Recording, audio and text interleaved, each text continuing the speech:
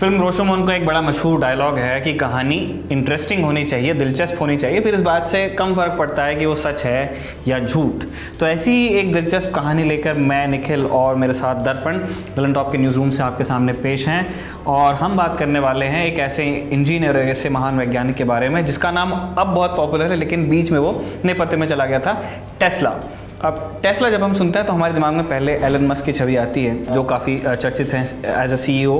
और उनकी जो कंपनी है टेस्ला, वो बैटरीज बनाती है, कार्स बनाती है, स्पेसएक्स में रॉकेट आसमान में भेज रही है। लेकिन इनकी कंपनी का नाम एक महान वैज्ञानिक निकोलाई टेस्ला को ट्रिब्यूट देने के लिए टेस्ला रखा गया था। और आज जो कहानी आपसे हम बयान करने वाले हैं वो निकोलाई टेस्ला के बारे में ही है। तो दर्पण, टेस्ला की कहानी की शुरुआत कहाँ से होती है? निखिल, आपने बड़ा सही डायलॉग बोला था रोशोमन के बारे में। ऐसा ही एक बिग फिश का डायलॉग है जिसमें ये कहा जाता है कि ज़्यादातर लोग आपको अपनी कहानियाँ सीधे सीधे बता देंगे, वो कम पेचीदा होंगी लेकिन वो इंटरेस्टिंग नहीं होंगी। तो लेकिन टेस्ला के केस में जस्ट अपोजिट है। From the very first day, पहले दिन से ही इनकी कहानी काफ़ी इंटरेस्टिंग है, लेकिन यस पेचीदा भी है। 9 जुलाई और 10 जुलाई 1856 में इनका जन्म हुआ। उस दिन बिजली काफ़ी तेज़ की चमक रही थी, जो इनकी माँ बताती हैं बाद में रेफरेंस में। और बाद में ऐसा संयोग हुआ कि इनका बिजली के साथ या विद्युत के साथ ही एक रिश्ता बन गया। पिता जो थे इनके, वो एक पादरी थे।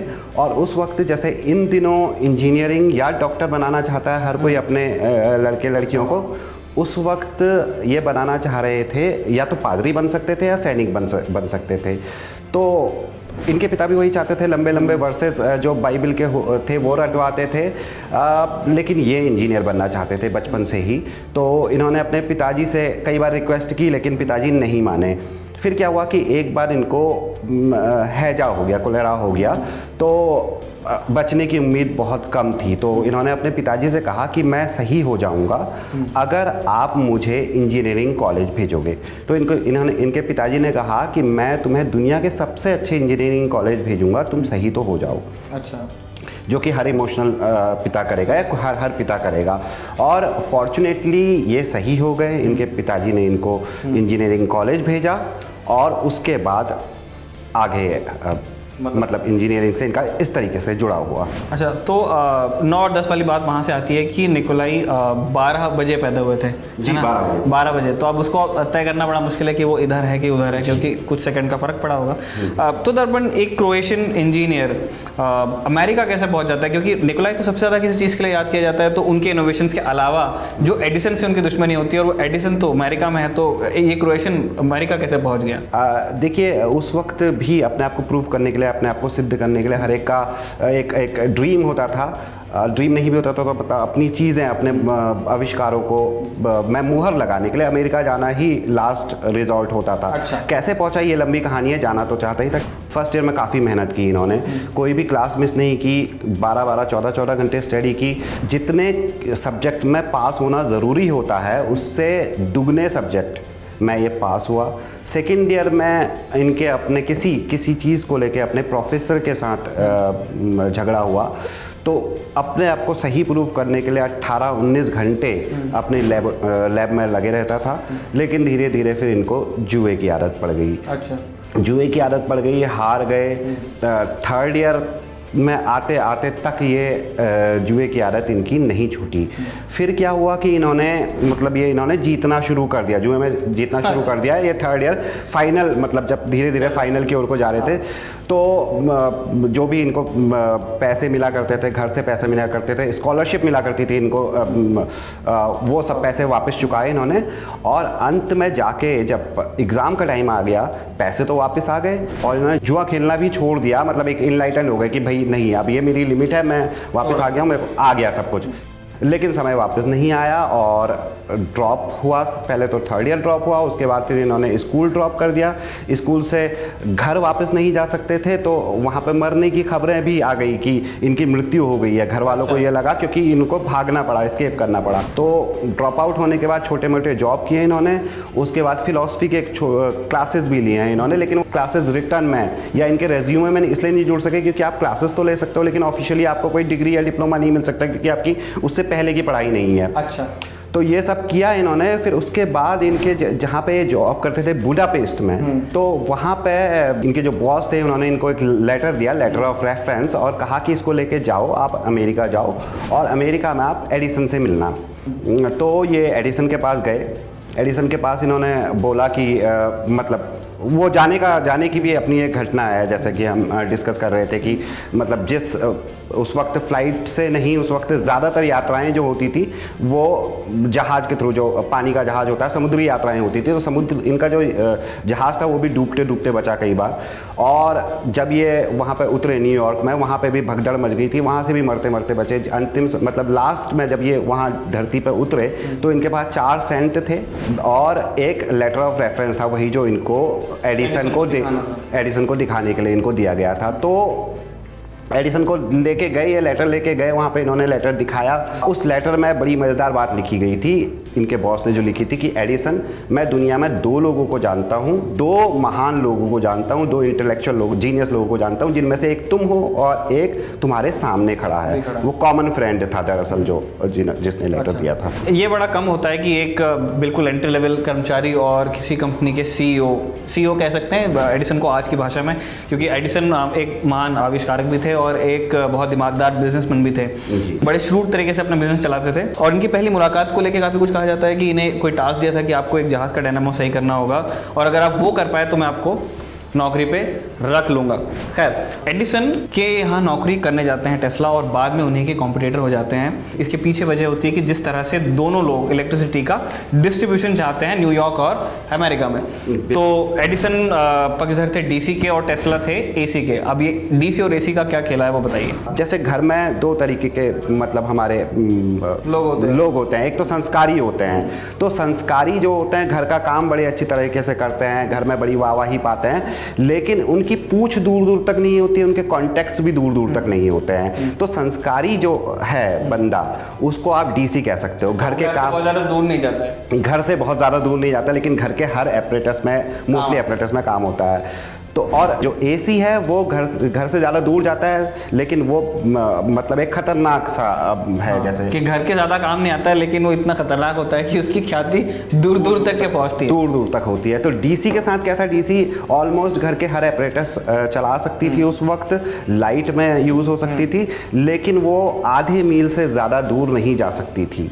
अच्छा, तो यानी कि अगर आपका संयंत्र यहाँ पे, पावर स्टेशन यहाँ पे है, तो आप आधे मील के घेरे में ही बिजली दे पाएंगे। यानी कि आपको कम से कम दूरी में डीसी के प्लांट लगाने पड़ेंगे, जो कि एडिसन को लगाने पड़ रहे थे, और इसलिए उनका खर्चा भी बहुत ज़्यादा आ रहा था। और ये जो थे हमारे पक्षधर थे एसी के, और वो कह रहे थे नहीं, आप एसी एक जगह प्लांट लगाइए और काफ़ी दूर तक जा सकती है।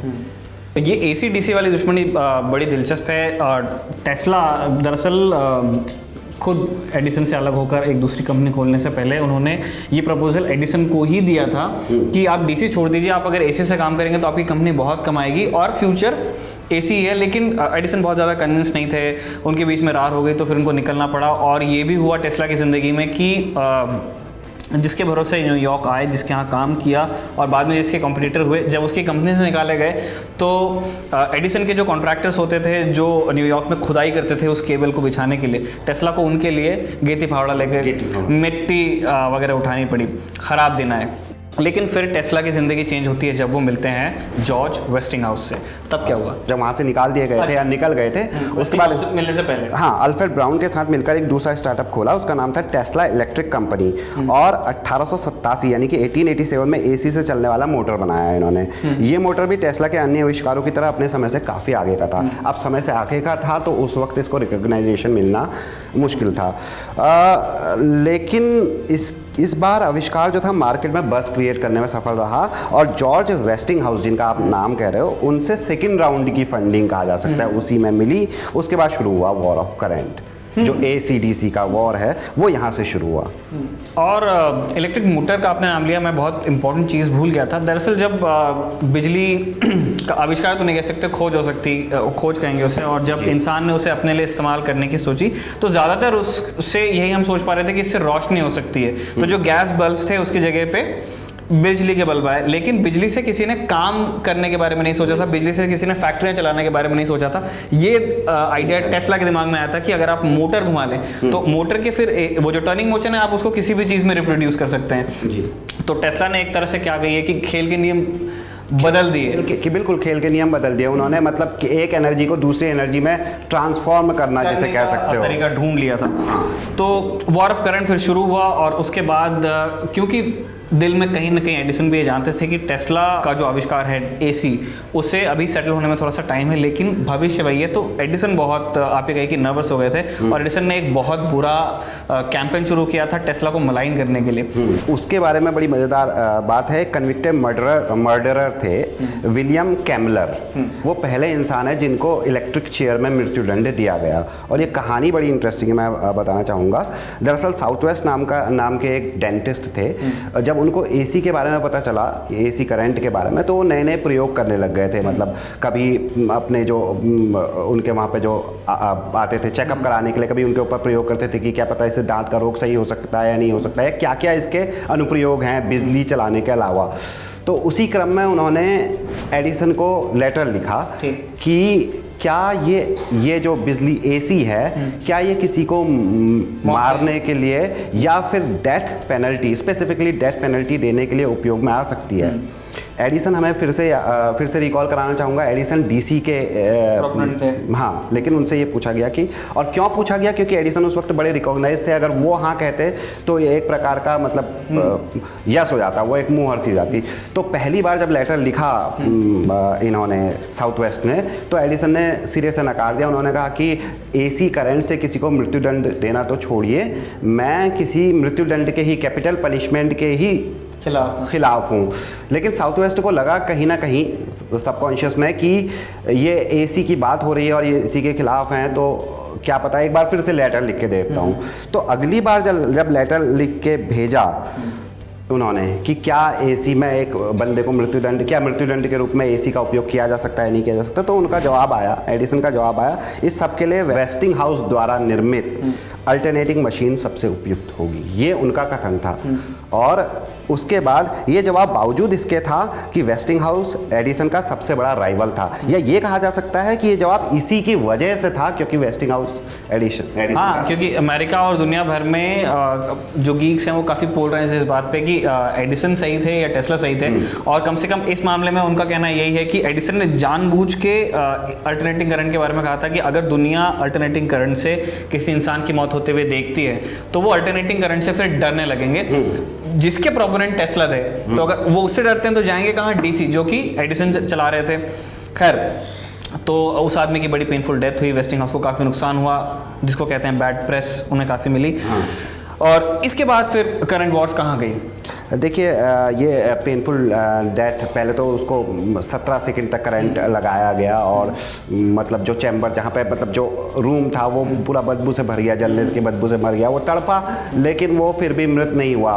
करंट जब हटाया गया, पहले 1000 वाट का करंट लगाया गया था, लेकिन उससे 17 सेकंड तक दिया गया था, वो तड़पा लेकिन मरा नहीं। उसके बाद देखा गया तो उसके वो हिल डुल रहा था। उन्होंने कहा नहीं, जल्दी से फिर से इसको करंट लगाओ। फिर अगली बार 2000 वाट का करंट लगाया गया, तब जाके उसकी मृत्यु हुई। और तब वेस्टिंग हाउस ने, जिसकी चेयर का इस्तेमाल किया गया था, उसने कहा था, जिसकी चेयर का इस्तेमाल मृत्युदंड देने के लिए किया गया था, उसने कहा कि इससे अच्छा तो इसका सर कुल्हाड़ी से काट देते, वो आसान मौत होती। एक और इंटरेस्टिंग फैक्ट है, वेस्टिंग हाउस इस मृत्युदंड को रोकना चाह रहा था, ऑब्वियसली रोकना चाहेगा क्योंकि उसकी एसी का उपयोग हो रहा था और उसकी एसी जो थी वो उसको मतलब उसको नेगेटिव। और इवन कहा तो ये भी जाता है, अब जैसे कि हमने शुरुआत में कहा था, बात दिलचस्प है लेकिन उसको प्रूव करना बड़ा मुश्किल है। कहा ये भी जाता है कि एडिसन ना सिर्फ इस केस में, बल्कि एडिसन की कंपनी न्यूयॉर्क में सुबह सुबह पेट्स चुराती थी, है ना, लोगों के मतलब कुत्ते बिल्लियाँ चुराते थे और चौराहे पे जाके उन्हें अल्टरनेटिंग करंट देते थे और लोग देखते थे कि कैसे ये कुत्ता या बिल्ली मर रहा है। और उससे भी उनके उसमें, क्योंकि अगर आप भीड़ में पीछे से देख रहे हैं कि वो मेरा कुत्ता या बिल्ली और उसे अल्टरनेटिंग करंट लगा के मारा जा रहा है, आपके अंदर डर बैठ जाएगा। जी बिल्कुल। तो वही, अब आपके सवाल में आते हैं कि इस एसी और डीसी की लड़ाई का अंत कहाँ पे पहुंचा।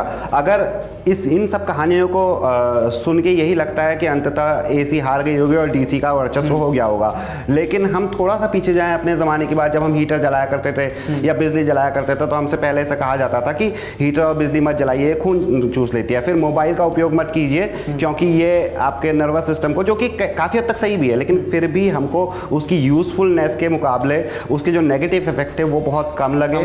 वैसे ही एसी बहुत चीप थी, बहुत यूज़फुल थी, इसलिए अंततः एसी इस करंट वॉर की विजेता बनी। कैसे बनी और फाइनल पटाक्षेप जिसे कहते हैं, एंड कैसे हुआ, वो नियाग्रा फॉल वाला जो इंसिडेंट है वो मैं आपको बताना चाहूँगा। बचपन में क्या हुआ था कि टेस्ला ने एक सपना देखा था कि वो नियाग्रा फॉल में, जब यूएस गए भी नहीं थे, शायद फोटो वगैरह में देखा हो, ये भी लेकिन इसमें कितनी सत्यता है इसके बारे में यही बताया जा सकता है कि उन्होंने अपनी बायोग्राफी में वो लिखा हुआ है। तो ये इन्होंने सपना देखा कि ये जो है नियाग्रा फॉल से एक पहिए को घूमते हुए देख रहे हैं। इन्होंने अपने ताऊजी को या चाचा को बोला कि मैं यूएस जाके उस नियाग्रा फॉल में पहिए को चलाते हुए देखना चाहता हूँ। तो वही नियाग्रा फॉल जो था वो, उससे ही इसकी एंडिंग हुई। क्या हुआ कि जब नियाग्रा फॉल से बिजली बनाने के लिए टेस्ला की राय ली गई, टेस्ला ने कहा कि 2 फेज़ वाली एसी करंट का उपयोग किया जाए और ये मान लिया गया। वेस्टिंग हाउस कंपनी को बिजली बनाने का कॉन्ट्रैक्ट मिला और एडिसन की स्थिति हारने के बावजूद रो या हंसू वाली हुई, क्योंकि बिजली बनाने का कॉन्ट्रैक्ट जहां वेस्टिंग हाउस को मिला, एडिसन की जो कंपनी उस वक्त तक हो चुकी थी, उसे एसी को डिस्ट्रीब्यूट करने का कॉन्ट्रैक्ट मिला। और वो बड़ा आप ये कहिए कि बड़ा दुखद था एडिसन के लिए, क्योंकि जब एडिसन को मालूम चला कि जी वो कॉन्ट्रैक्ट ले रही है तो उसके खिलाफ पहुंच गया कि भाई जब वो मेरा प्राइम राइवल है तो आप कैसे उस प्रोजेक्ट में हाथ डाल रहे हैं। तो जो बोर्ड था जी का, उसने एडिसन को कॉप करके उसने एडिसन को कंपनी से बाहर निकाल दिया था कि आप रहने दीजिए, अब आपकी जो पर्सनल राइवलरी है वो बिजनेस के आड़े आ रही है। खैर, तो टेस्ला के बारे में और बिजली के बारे में और एडिसन के बारे में बहुत बातें हो गई। टेस्ला ने एसी से इतर क्या आविष्कार किए थे? टेस्ला ने एसी से इतर बहुत ढेर सारे आविष्कार किए थे और कई तो आविष्कार ऐसे थे जो कि जिनका उनको या तो बाद में क्रेडिट दिया गया या क्रेडिट दिया ही नहीं गया, लेकिन वो लिखित पड़े हुए हैं। जैसे कि रेडियो का आविष्कार जो है कहा जाता है, जो चीज़ कही जाती है पहले उसके बारे में बात करेंगे और जो निश्चित है फिर वो भी मैं आपको बताऊंगा। कहा जाता है कि रेडियो का आविष्कार सबसे पहले टेस्ला ने किया था, लेकिन इसका पेटेंट जो था मार्कोनी को मिल गया था और उसके बाद टेस्ला की मृत्यु के कुछ दिनों बाद इसका पेटेंट वापस टेस्ला को दे दिया गया। अच्छा, पेटेंट और आविष्कारक में थोड़ा सा बेसिक अंतर होता है। पेटेंट अभी तक टेस्ला के पास है, इसका काफ़ी 60 के लगभग साल हो चुके हैं, लेकिन आविष्कारक अभी भी मार्कोनी को माना जाता है। अच्छा। नोबेल प्राइज़ भी मार्कोनी को मिला। टेस्ला जिंदगी भर नोबेल प्राइज़ से डिप्राइव्ड रहे थे। ये एक है। और एक बड़ा आविष्कार जिसके बारे में मैं ज़रूर यहाँ पर मेंशन करना चाहूँगा। दरअसल 3 आविष्कार एक ही में कर दिया और ये बड़ा आसान सा आविष्कार है, समझाना भी आसान होगा कि 3 आविष्कार एक साथ कैसे कर दिए। एक नाव बनाई जो रिमोट से चलती थी, निखिल इन्होंने। वो अपने वक्त में इतना आगे थी कि लोगों को लगा कि वो किसी प्रशिक्षित जानवर उसके अंदर है, मतलब खरगोश वगैरह है और उससे चल रही है नाव, लेकिन नहीं था। उन्होंने खोल के दिखाया, अंदर कुछ नहीं था। इसमें 3 आविष्कार कैसे थे? पहले तो वो दुनिया का पहला रोबोट था, ठीक है, समझ में आ ही रहा होगा। मैं दुनिया की पहली गाइडेड मिसाइल थी वो, हाँ। और दुनिया का पहला रिमोट था वो। तो 3 आविष्कार एक साथ हुए हैं जिसको आज तक रिकॉग्नाइज किया जाता है। शायद ये थे। एक और किंवदंती के बारे में मुझको आपसे पूछना था कि ऐसा कहा जाता है कि विवेकानंद ने काफ़ी कुछ चीज़ें सिखाई थी टेस्ला को। देखिए, इसके बारे में भी जो अगर लिखित में कहा जाए तो हमें जो रिटर्न में मिला है कि किसी ने कहा है कि विवेकानंद ने एक लेटर लिखा है जिसमें उन्होंने लिखा है कि निकोला टेस्ला को उन्होंने वेदांत, आकाश या ZPF यानी कि जीरो पॉइंट फील्ड यानी कि 2 अणुओं के बीच का जो निर्वात होता है उसका ज्ञान दिया था। इतना अंदर नहीं जाएंगे, लेकिन हाँ, उनकी मुलाकात हुई थी और उनसे प्रभावित हुए थे वो। और देखिए, साइंस और फिलॉसफी आपस में मिलते ही रहते हैं। यहाँ के केस में भी यही हुआ। देखिए, ये जो थे पहले, बीच में मैंने आपको बताया था, फिलॉसफी का भी इन्होंने टेस्ला ने अध्ययन किया था। उसके पहले इनके पिताजी भी जो थे वो पादरी थे और विवेकानंद से तो ये मिले ही थे। अब आते हैं कि जो चीज़ ऊपर जाती है वो चीज़ नीचे भी आती है। ऐसा टेस्ला की कहानी में भी हुआ होगा। तो टेस्ला का अंत काफ़ी मेरे ख्याल अनफॉर्चुनेट था बहुत। उसके बारे में क्या कुछ आपने पता किया था? ये मतलब जैसे हम कह रहे थे अपने समय से आगे थे, दुखद रूप से इनकी जो बीमारी थी वो भी समय से आगे थी। ओसीडी था इनको, ऑब्सेसिव कंपल्सिव डिसऑर्डर। ये कई तरीके का होता है। इसमें क्या होता है कि आप एक ही चीज़ मतलब एक तो आप परफेक्शन चाहते हो हर एक चीज़ में, आप एक ही चीज़ को दोबारा करते हो। जैसे अगर आप ताला आपने लॉक किया नहीं किया, वापस जाके 2 किलोमीटर वापस जाके घर में देखते हो कि ताला लॉक किया नहीं किया, तो इनको भी यही डिसऑर्डर था। ये तीन नाम की संख्या से बड़े ऑब्सेस्ड हो गए थे। अपने खाने के साथ ही 18 नैपकिन रखते थे। मृत्यु के वक्त ये जो कबूतर थे उनसे बड़े प्रभावित थे। कहते थे मुझे सपने में कबूतर आते हैं, वो ही मुझे बताते हैं कि मेरे काम करने का समय समाप्त हो चुका, अब मैंने इस ज़िंदगी में जो कुछ करना था वो कर दिया है। तो ये सब कुछ इनके साथ हुआ। डाउनफॉल आपने कहा था, सही कहा था, जो ऊपर जाता है वो नीचे आता है, लेकिन इनके साथ मतलब ये बड़ा विशियस AC सर की तरह ही रहा। इनका अप रहा डाउन रहा, मतलब ऐसा नहीं हुआ कि एक बार ये ऊपर गए और फिर नीचे आए, कभी ऊपर जाते रहे कभी नीचे आते रहे। और आखिर में मेरे ख्याल जब इनकी डेथ हुई थी तब ये काफ़ी ज़्यादा कर्ज में थे, और इनके जो होटल का कर्ज था वो भी वेस्टिंगहाउस कॉर्पोरेशन चुकाती थी, जो कि इनका बिजनेस पार्टनर थी। और ऐसा, और टेस्ला ने इतने सारे एक्सपेरिमेंट्स और इतनी सारी थेरीज पे काम किया था, इतने सारी डेमोन्स्ट्रेशंस किए थे, जिनमें से कुछ आज भी पूरी तरह से एक्सप्लेन नहीं किए गए। आप अगर यूट्यूब पे जाके टेस्ला के एक्सपेरिमेंट्स देखेंगे तो कुछ वीडियोस आज भी ऐसे हैं जो वेरीफाइड है, माने जाते हैं कि हाँ टेस्ला ने वो एक्सपेरिमेंट्स किए गए थे, लेकिन कैसे किए थे उनका वाय आज भी वैज्ञानिक समझने की कोशिश कर रहे हैं। तो इतनी रिच ज़िंदगी जीने वाले टेस्ला की ज़िंदगी पर रिसर्च की थी दर्पण ने, और ये हमारी कोशिश थी टेस्ला और उनकी लाइफ को एक ट्रिब्यूट देने की। अगर इस तरह के और वीडियोस आप देखना चाहते हैं तो हमारे फेसबुक पेज को लाइक कीजिए, और अगर इस वीडियो का यूट्यूब कट आप देख रहे हैं तो हमारे चैनल को सब्सक्राइब कीजिए, और कमेंट्स में बताइए अगर आपको इस वीडियो में कोई खामी नज़र आई हो, तो हम कोशिश करेंगे कि आइंदा जब इस तरह के वीडियोज़ बनाए जाए तो उसमें वो ना हो। शुक्रिया। Thank you.